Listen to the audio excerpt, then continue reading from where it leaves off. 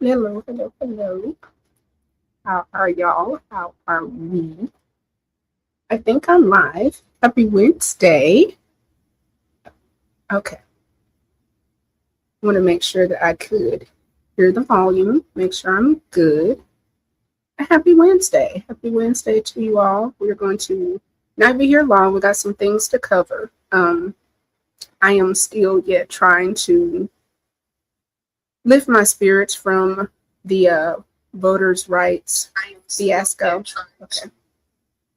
I got the volume now. So we're good on that. We're good to go. We're going to cover a couple things. One, off the title, is like the DNC really. The person that's over the DNC did a interview. Hey, hey, Riz. Thanks for stopping through. Um, the DNC fella did an actual interview, and it was horribly. Um, Based off of the things that are going on in America, what I need for Black Americans to understand is like, you're not going to vote your way out of this. Like, it's going to have to take strategic efforts. It's going to have to take really good plans. It's going to have to take going in with eyes wide open. I think from what we saw with the Supreme Court, that shows that side of what typically should be normal is that gateway is a bit different now. And then if we look at the DNC and what they're trying to put out, I don't think that people should be putting their hopes on midterms. You need to vote in midterms for sure, but the state and local are going to be the most efficient and the most effective. You are not going to be able to vote your way out of this. It's beyond the voting at this point. So we're going to watch what the DNC chair had to say. I have a clip of two women that are Danielle Moody and Bituation. They both have very thriving podcasts. A clip of them actually responding to what the DNC said. And then also, the government, of course, is lying about what's going on in Iran and the number of bases that have been absolutely demolished and destroyed. But you know me, we always got to start off with something a little funsy. I always want to have a little musical. So, let's see here.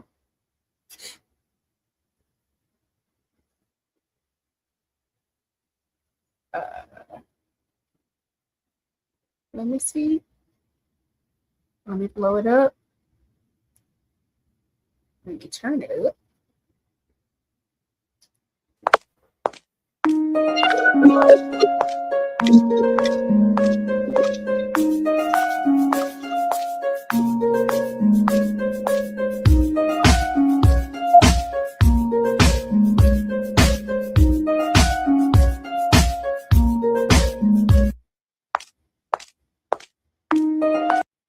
Because at this point, it's a strut and a walk for me.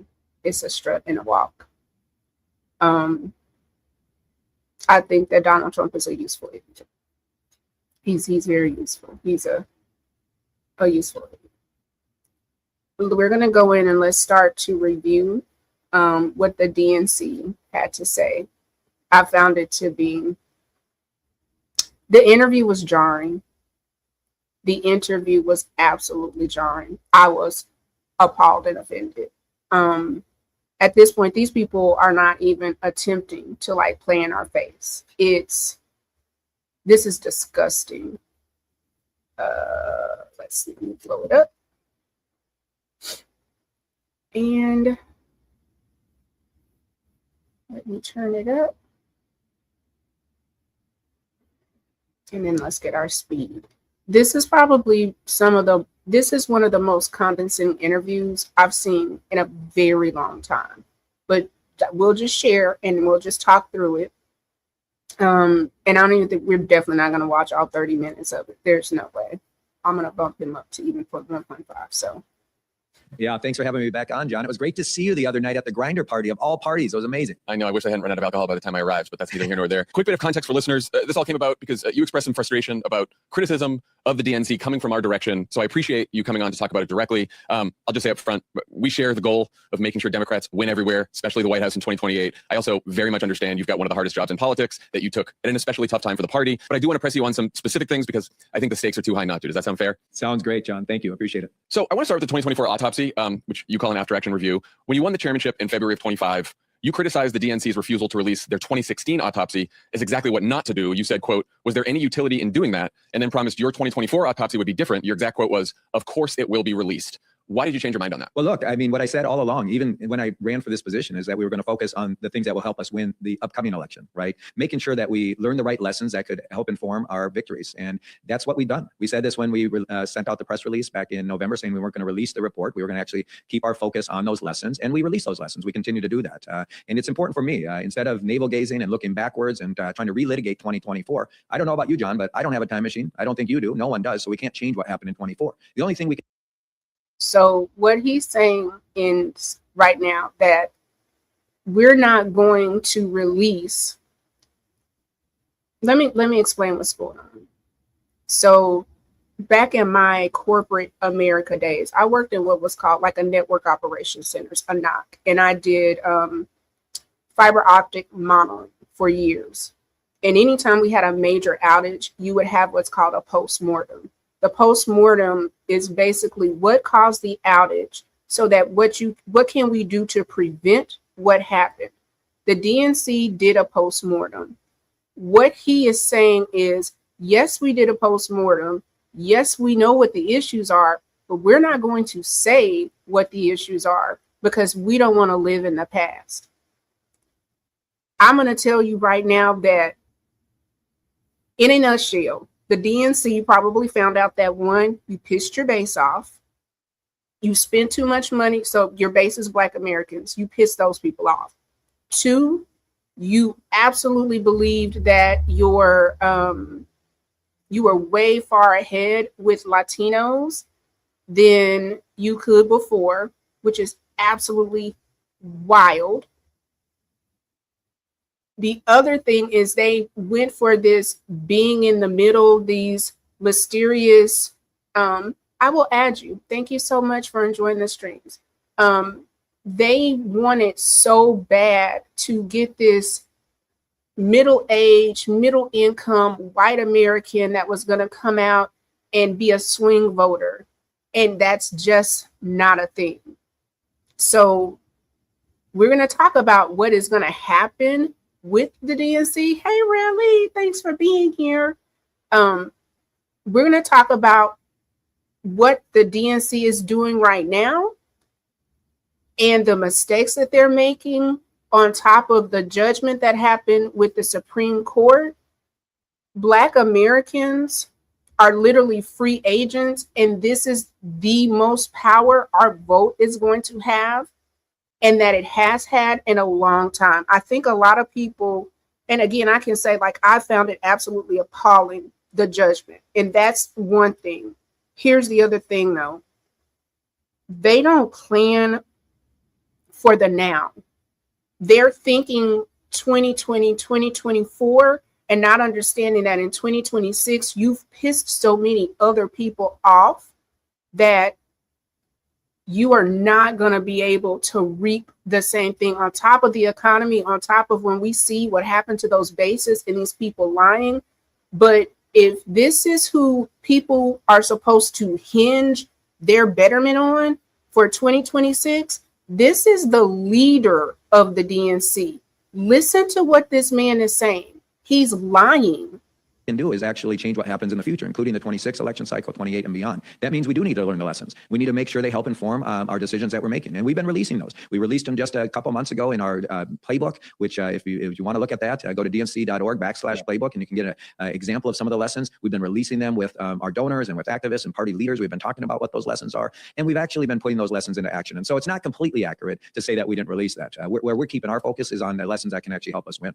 But on this show in August, you told me this about releasing the review, quote, "We have to do it to give people who invested so much time, energy, and money a sense of what happened and why we lost." Correct. Especially why we lost. So what changed between August and December? I understand there are lessons, but those are not the full report. Why not release the full report? What's in the report that you wouldn't want? Well, first off, there's no smoking gun in the report. And I know that's what everyone's so eager to learn. I mean, the smoking gun. Guess what, John? But if there's no smoking gun, why wouldn't you just release it then? Because we want to keep the focus on the lessons. Because what ends up happening here is that people, of course, want to weaponize the report in a way to look backwards, to point fingers, place blame in a way that actually doesn't keep us focused on the upcoming election. But instead, the navel gazing of focusing backwards actually takes us backwards. We're 189 days from this election, John. What we don't need to be focused on is actually relitigating 2024. What we need to do is learn the lessons of 24 and the years preceding that can help us win this upcoming election. That's why we've been releasing them. That's why we've been focused in on actually putting those lessons into action. And there's nothing that I told you in August that is inaccurate. We've been sharing those lessons out with donors. We've been talking about this with party leaders and activists and others and organizations and campaigns. It's no surprise to, and I get it. I get why people are obsessed with it, because there's various groups and organizations and people who think there's some sort of smoking gun in there. Guess what, Sean? In the third closest presidential election in the last 100 years, everything mattered. There's nothing that can impact that election. But why did you spend the money going to 50 states, doing all these interviews, doing all this stuff, and doing this report in the first place, if you weren't going to release the full results of it? Like, why? I don't get why just you and some of the senior DNC people get to see it, but not most of the DNC members who are, state party chairs. I mean, more than a dozen DNC members told NBC just the other week they want it released, including Congresswoman Delia Ramirez and North Carolina Democratic Party Chair Anderson Clayton. And Anderson said, quote, "Genuinely, what did you all find that we did not?" How did you answer that question?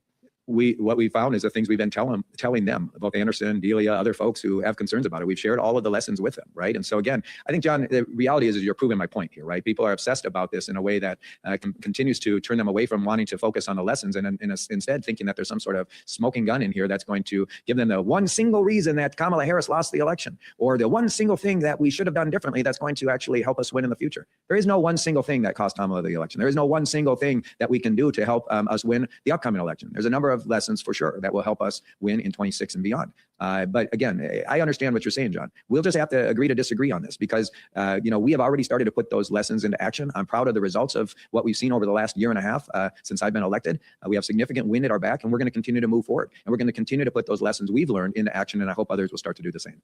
Yeah, I'm just trying to figure out, because it certainly doesn't seem like anyone's looking for one single silver bullet, because it's a 200-page report. So I feel like in a 200-page report, there's a lot of lessons for everyone to take. And if you're going to operationalize it, then I think the question is, like, are you operationalizing it on behalf of people who didn't actually get to see the report? So, like, do they know what they're agreeing to when they operationalize lessons from the report if they haven't been able to read the report?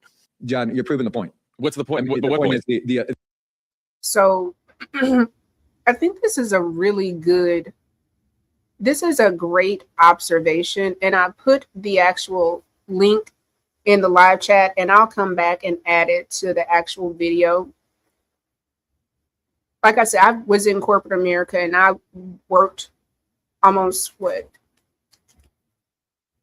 I want to say from probably 1999, 2000 to, I think I was in corporate to maybe 2014, and strategically worked my way up into leadership. I want for you to see, if you don't have access to how white men battle each other, this is what corporate America looks like. This is where one white man knows that the other white man is effing with him, and they're calling each other to task. And this is how they go around the mulberry bush. Like, watch the interaction. Like, they're not being aggressive in tone, but they're exchanging. This is a corporate verbal fight where one person knows the other person is bullshitting them, and how they're going back and forth. Watch this, and also use this as be an observer to kind of understand, like, is somebody playing with you? Because the one to the right is playing with the one to the left. The man in the black jacket is playing with the guy in just the white crew. So let's just continue to watch, and just watch the exchange and listen to what's being said. Really pay attention. The obsession on the report without actually focusing in on the lessons. People believe there's some sort of magic silver bullet in there that's going to solve all of our ills at the Democratic Party. There's not. And I understand. I don't think the point there's you're going to be a making. magic silver bullet, though. Who thinks that? No one thinks it's good. No one thinks there's a magic silver bullet. It's a 200-page report. You interview people in 50 states. You spend a lot of donor money on it. I think people are probably wondering, like, we didn't spend a lot of donor money on that, and that's just inaccurate. You spent a couple $100,000 on it, right? No, we did not. It was a free report. We did not spend a couple $100,000 on that. The person and people who were involved in it were not paid to do this work. And so I would just say that's inaccurate, John. So I'm not sure where you would even get that number. And so did you have some sort of record that shows we spent any money on that? I've seen reporting that you did spend money on it. Yeah, for sure. Okay, well, that's inaccurate. Okay, the person who has to do this is an unpaid advisor to the DNC. And so I appreciate where it's coming from, John, but let's just trade in facts on this, right? The reality is we did talk to, hundreds of people. It was an exhaustive exercise to really get at what are those key lessons. And I want to be very clear. There's nothing that changed from what I said on the campaign trail to now, which is when you were on the campaign trail and you talked about definitely releasing an autopsy and criticized the DNC for not releasing an autopsy in 2016. In your mind, you thought, I'm going to do one, but only release certain lessons and not the full report? No, what I said at the time is exactly what I've been saying now, which is we have to focus on the things that help us win the future elections. They're sparring. The girls are fighting. The girls are fighting. We have to focus on those lessons. We have to do this exercise, by the way, of conducting this analysis so that we actually learn what happened, not just in 24, but in the years preceding that, John. And so that's where our focus is. I mean, the challenge is, think about this as an executive summary of like you said, a 200-page document. And I think what we've put together and what we learn, we are sharing with people so they have full insight into what we actually need to course correct on as we go into these final 189 days left and into the future. So again, are you going to release? You mentioned executive summary. Are you going to release an official executive summary? Make that public. We've been releasing that, John. That's what I've been saying to you. Well, you said lesson. There's the Democratic playbook, the playbook that you said you can sign up for in DNC for sure. But I know that NBC News said that before Easter about a month ago, you told DNC officers on a call to expect an executive summary in short order. Officers on that call told NBC they still haven't received one. You told a North Carolina DNC member who was drafting a resolution to force the report's release that a summary was forthcoming, and he backed off based on that promise. So you've been saying in coming weeks on the executive, like when can people expect an accurate? We've already been sharing that with a number of folks, and we'll continue to share it with folks, including the DNC and other people. The reality is we're not hiding the ball on this. We have been sharing those things out. Happy to get you over, what we have been sharing out, John. The reality is that there's no smoking gun here. And as much as people would like to keep focusing in on those pieces, what they're ignoring is that we're sharing out the lessons. We have been incorporating those, and we have actually been putting those lessons into action, which I'm most proud of. You're not going to vote your way out of this, because that's the head of the DNC that refuses to share a postmortem, that continues to talk about lessons, but not giving hard data that they paid for, that he's underwater on, not giving the information. That, like, really, girl, they're lying to us. They're lying to us.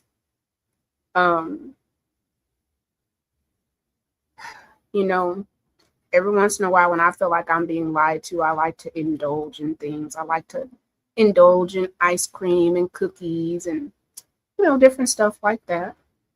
My latest indulgements have been these little ditties. Let's see what he's going to give me. Let me turn it in.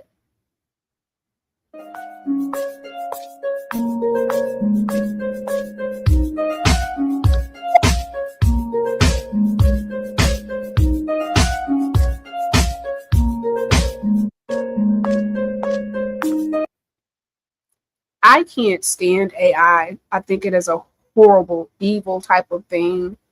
But this, to me, this is a kind of funny and carrying on. Like, do you see how the hair flips up? Let's just watch it one more time. Watch when the hair flips.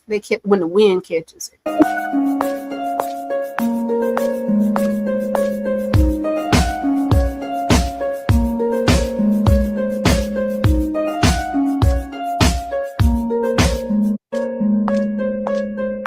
It's the flip up for me, sis. So you got the DNC lying to us. Now, the next clip I'm going to show, and I'm going to start putting in some of the people that I watch politically. This is going to be Danielle Moody and Francesca from habituation. I will also, I'm going to drop this down. I will make sure that I add this so you can watch the full interview. They both do daily streams. Francesca was really, really heavy also with the Epstein files. And I think at one point she might have been like a TYTer, and is no longer with them. But she seems to give, I don't always agree, and I don't agree with everything everybody says. And if you know me, when I say this, you're going to be like, girl, what? Danielle Moody is a tether. But I know that she, you know what? I will not say that. She's not a tether. She's a Black immigrant. I think she may be even first generation. But she has a really, really good stream. And she really, she loves Black people. Let me slow this down. Take it to 0.25. And I want for you to hear what she's saying. And again, understand we're not voting our way out of this. We're not. Think about the fact that, at one time I was a congressional Black fellow, which is how I got to cut my teeth in policy and in politics on the Hill. And, I think about the way that the large number of members in these districts were celebrated, right? Like, oh, we've reached this, this incredible pinnacle, this incredible point, and how all of those seats are in jeopardy. Every single one of those seats are in jeopardy, right? Because they were actualized because of the Voting Rights Act. Those districts were created because of the Voting Rights Act, where Black people had representation, right? Latino people had representation, right? And now that is not going to be the case, right? And so, I before we switch gears to the war, which everyone has forgotten about, but will soon remember, as you are in America, you may not be on the brink of starvation, but you may be on the brink of being broke, and that's about to get even harder. But before we do that, Hakeem Jefferies recently said that the focus for Democrats in midterms was about energy costs and building data centers. Jesus Christ. Your other reaction to that? I mean, and I'm assuming he means pro data centers, right? Like, oh yes. I'm sorry. Let me be clear. Pro building data centers because they are, quote, necessary, but also how do we keep energy costs down? Which is like, what are you talking about? yeah, no, I mean, I don't get me started because Janet Mills just vetoed her state's first attempt. I mean, they were going to ban data centers from Maine. Janet Mills, the handpicked, So again, you're not voting your way out of this. The DNC, knowing that they're probably going to win in 2026, their focus is data centers. The things that suck up resources. They're not going to create jobs long term because they're unmanned. And we really don't want them. So the oligarchs are plotting. And we are going to have to really figure out how we get out of this mess. But to see two people that were heavily invested in the Democratic Party, that both of them are just like, yeah, the writing's on the wall. We see the leader of the DNC that won't give the report. And that's the DNC in the sense of like the Democratic National Convention. Then you have Hakeem Jefferies, the DNC, one of the leaders, saying the goal is data centers, pro data center, that tend to be put in what? Black areas that tend to, now you're not going to be able, like, you're literally going to have to fight to not be poisoned and fight to not have your light bills raised and fight to not have constant noises and fight to not potentially get cancer and fight to not have this ghastly structure in your environment. And we know where they're going to put them. This is a plot, this is a plan, and I need for my people to wake up. And one of the reasons why I need you to wake up is because they're lying to us. I'm not going to show the whole report again. I just like for you to get enough information for you to get curious, where you will go out and you will find the information for yourself, because nobody should be giving you all of your political takes. You should get enough information to get curious, to be able to make some important decisions for yourself. Let me see. Chat, work with me. Now they want to float up on me. Okay, so let's turn her up and let's just look and see, because the Saints, they're lying to y'all. Of Iranian missile and drone strikes, this U.S. military base in the Gulf is transformed. This is Camp Buehring in Kuwait, a vast desert hub for American forces, home to thousands of troops and even karaoke nights. It's one of many U.S. military facilities in the oil-rich Arabian Peninsula targeted by Iran, even as the U.S. and Israel pummeled its large arsenal. So just how hard has America's footprint in the Middle East been hit? A CNN investigation found evidence of unprecedented destruction. We can reveal that strikes damaged at least 16 U.S. installations across 8 countries. According to our analysis and sourcing, that's the majority of American military positions in the region, and some of them are virtually unusable now. Iran's targets? Multi-million-dollar aircraft like this, Boeing E-3 Century, which gave the U.S. a huge amount of visibility over the Gulf. It's out of production, and in today's money, it's worth nearly $500 million. Also, critical communications equipment, and crucially, radar systems, highly sophisticated, expensive, difficult to replace, and central to air defense. One U.S. source familiar with the damaged facilities told us that the scale of the hits was massive compared to what forces faced in Iraq and Afghanistan. According to the Pentagon, the U.S. evacuated more than 90% of Americans from U.S. positions. And experts say the war has created a dilemma.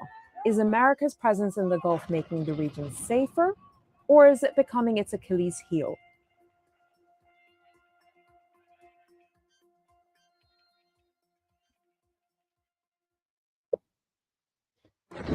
After weeks of Iranian missile and drone strikes, this U.S. military base in the Gulf. So there are geopolitical channels. If you go to the CNN report, it will show that, I want to say it was 16 bases, again, 16 bases across 8 different countries that were all but destroyed. Satellites, equipment, all kinds of things. So we are losing. Let me not say this because I am not in the military, nor am I a specialist. However, what I will say is, I don't believe that we're getting true reports on the outcome of what's going on in Iran. I definitely do not believe that only 14 people have passed. I definitely believe that there's far more damage that has happened. And we need to be concerned that at all levels of government, we're being lied to, on top of the way that this market manipulation is happening and the way that our coffers are being spent. If we make it to 2028, we're going to be broke as fuck and in a very different America that we have got to prepare on how we want to rebuild. I am one that I believe in. Let it all burn down. Let it burn. We need something different. I want to finish off with Marco Rubio, which again, this was from his press conference yesterday. We'll do Pete Hexberg tomorrow. It's just, there's so many clips of him. And also just, if you love America, if you believe in citizenship, if you know any types of normalcy, this is so stressful and taxing, like on your nervous system, that I would highly advise, like, get the information that you need and then dip out. Because part of what I believe Steve Bannon talked about, the flooding the zone, they're doing so much in overwhelming our systems. They're giving so much information and almost trying to stress you out to the point to where you give up. Like, this is a ploy, this is a plot, this is also I believe like psychological warfare. So I'm putting this in so I know to go back and follow this person. Let's go. We've got one last thing, so let's see what little Marco Rubio has to say. Little Marco. Secretary, many people want to know, what is your DJ name? My DJ name? Your DJ name. You're not ready for my DJ name. All right, this has to be the last question. I thought I finished with something silly. Like, at this point, are we voting our way out of this? Because if he may be the Republican nominee, because it's looking like JD Vance is probably just not. He's unlikable. We do know that there's money behind it. We know that they are pushing to have certain things done, but this is the state that we're in. The DNC is Republican-like. The Republicans have their own agenda. Part of the Republicans are white nationalists. They are what they are. They're white supremacist nationalists, and they've been planning this for a very long time. I feel like everybody is getting their pockets greased and lined except for the American people, and we've got to kind of wake up and understand like what the heck is really going on. With that being said, we are done. We had a short one, and we'll do more of this if we don't have interactions or have people that want to like come up. Then I'll just come in, give you the information, and go from there. But we always gotta go out with a little bit of something fun, right?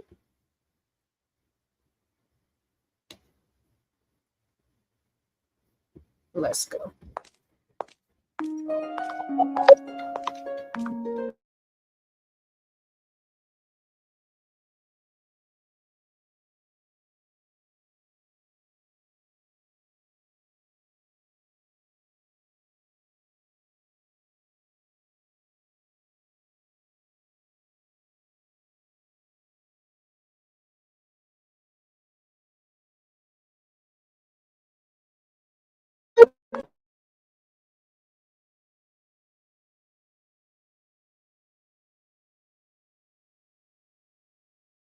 I can give. Not Trump said you will not continue to make fun of me. I will, sir. You finna play. Let me see. What the hell?